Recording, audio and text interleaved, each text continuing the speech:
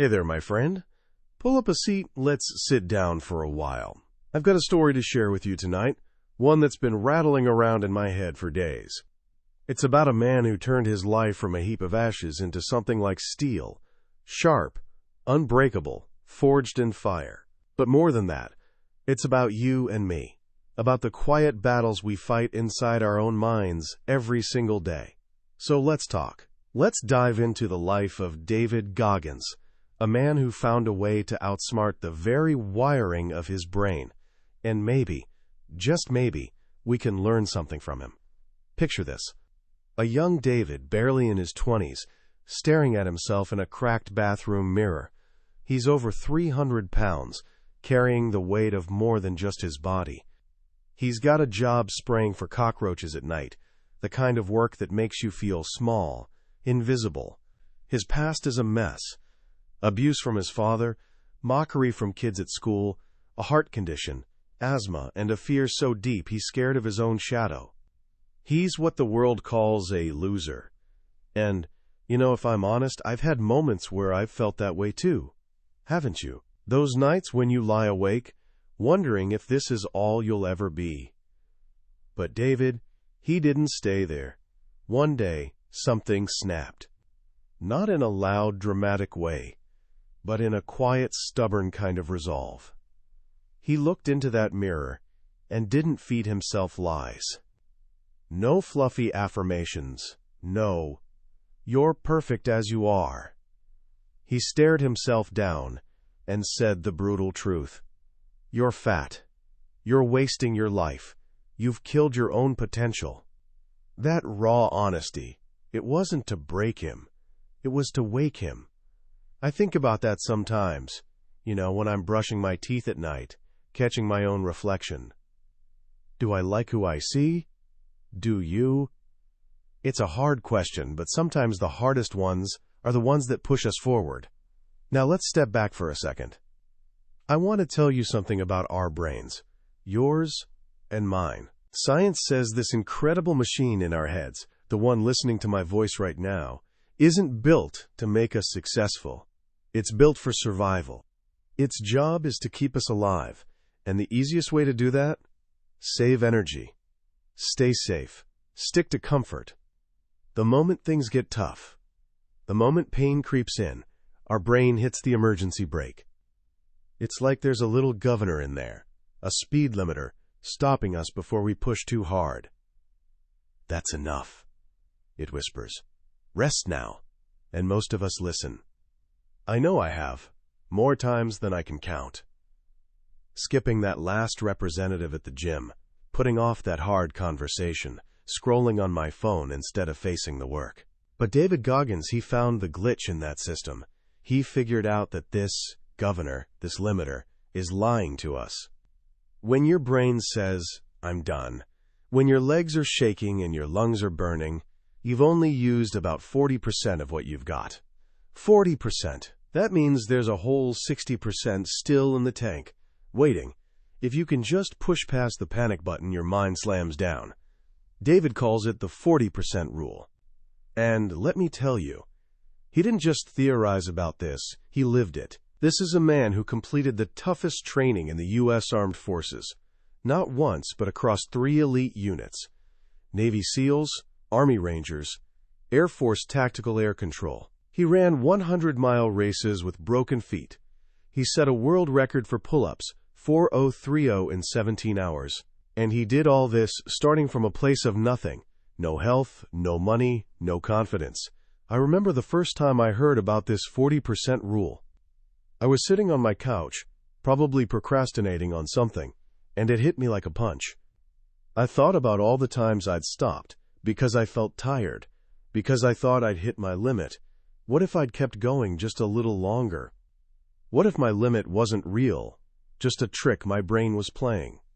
Have you ever felt that? That moment when you're studying or working out or chasing a dream, and a voice says, that's enough, you can't do more. What if we told that voice, no, I'm only at 40%, I've got more in me? Imagine what could happen. David's story isn't just about physical feats, though. It's about rewiring the mind. He talks about something called the accountability mirror. When he was at his lowest, he didn't hide from his flaws. He faced them head on. He'd stand in front of that mirror and call himself out. Every weakness, every failure. Not to punish himself, but to own it. Because how can you fix something if you won't even admit it's broken? He'd write his goals on sticky notes and slap them on that mirror, a constant reminder of what he was fighting for. And every day, he'd look himself in the eye and refuse to let himself off the hook. I've tried this, in my own way. Not with sticky notes, but just a quiet moment in the morning, asking myself, am I doing enough? Am I being honest with myself? It's uncomfortable, but there's a strange kind of power in it. There's another thing David does, something he calls the cookie jar. It's not about nostalgia or patting yourself on the back. It's a mental trick, a way to hack your brain when life feels like it's crushing you. Picture him in the middle of an ultra-marathon, 70 miles in, feet bleeding, body screaming to stop. What does he do? He reaches into his cookie jar, a mental folder of every hard thing he's ever overcome. He remembers the time he pushed through SEAL training, not once, but 3 times. He remembers studying, despite illness, despite exhaustion, and as he recalls those victories, his brain releases a shot of dopamine, a burst of energy, like a turbo boost. It's proof to himself. I've done hard things before. I can do this now. I've got my own little cookie jar, Small wins. Like the time I finished a project I thought I'd never complete, or got up early, even when I wanted to sleep in. What's in yours? What can you reach for when the going gets tough? Let me tell you about one more idea from David, something a bit darker, but powerful. He calls it taking souls. It's not about cruelty or ego. It's about working so hard, pushing yourself so far beyond what anyone expects, that those around you, your competitors, your doubters, even your own inner critic, can't help but be shaken. When David trained, he didn't just aim to pass. He aimed to break the expectations of his instructors, to show them that no matter how much pain they threw at him, he'd take it and ask for more. It's about raising your standards so high that the world looks at you and wonders, what are they made of? I think about that in my own life sometimes, not in a competitive way, but just in how I show up. Do I give my all, or do I settle for good enough? Here's the thing, my friend. David Goggins isn't a superhero. He was born with struggles, health issues, poverty, fear. But he took that pain and turned it into fuel. He calls it callousing the mind. Just like your hands get tough and calloused from lifting weights, your mind can get tougher from facing discomfort. Wake up at 4 a.m., take a cold shower, do the thing you dread. Every time you do, you're building that mental toughness. The world today, it wants to keep us soft, air-conditioned rooms, instant food, endless scrolling. But softness makes us fragile. Small problems start to feel like mountains.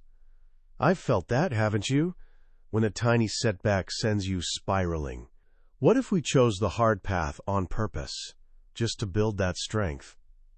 As I sit here with you, I keep coming back to something David says. Pain is a doorway. Most of us run from it, but he walks straight through. He's shown that what we think is our limit is just the beginning.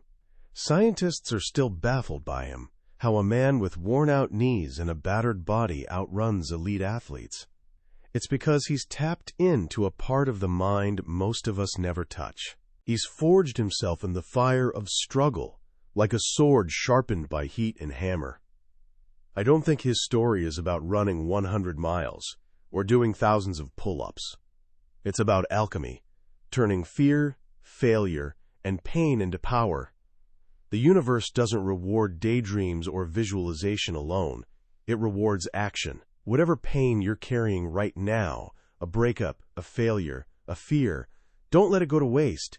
It's not just hurt, it's fuel.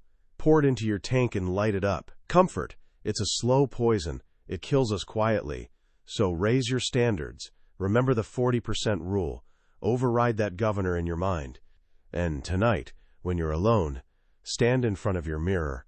Look yourself in the eye. Tell yourself the truth. What do you see? And what could you become? I'm not saying it's easy. I struggle with this every day. But I believe we've got more in us than we think. So let's make a choice, you and me. Let's push past that 40% just a little today. Maybe it's getting up early tomorrow, or finishing that task we've been avoiding. Whatever it is, let's do it together.